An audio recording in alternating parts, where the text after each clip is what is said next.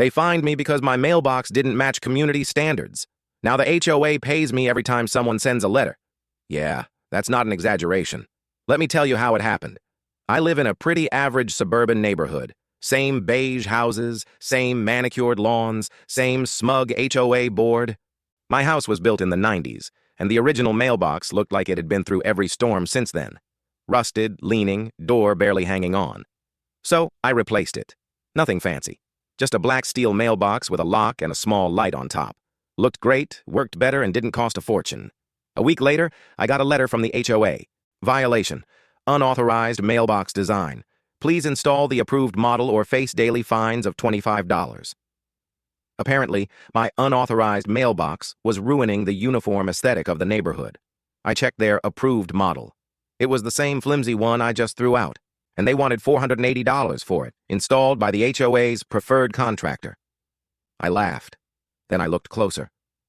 That contractor didn't even have a valid business license. Their company had been dissolved 2 years earlier, yet the HOA was still using them and charging residents inflated prices. So instead of replacing my mailbox, I started digging. First call, the local postmaster. I asked who technically owned our mailboxes once installed. He said, if they receive USPS mail, they're federal property. HOAs can't dictate design as long as it meets postal standards. That was all I needed to hear. Next, I checked state business filings.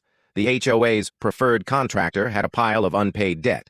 A quick chat with my lawyer buddy later, and I bought out that debt through a small LLC I set up. Which meant I now legally controlled the assets and the rights of the very contractor the HOA used for their mailbox program. 2 weeks later, I sent the HOA an invoice. Mailbox maintenance contract renewal, $0 balance due, now managed by my LLC name. The HOA president called me in a panic. She said, "You can't do this." I said, "Actually, I can. And by the way, my mailbox now complies with USPS standards, not HOA preferences." She threatened legal action.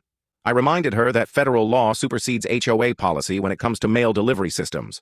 Then I sent her a copy of the USPS handbook, highlighting the section that says, mail receptacles meeting federal standards are not subject to local aesthetic regulation.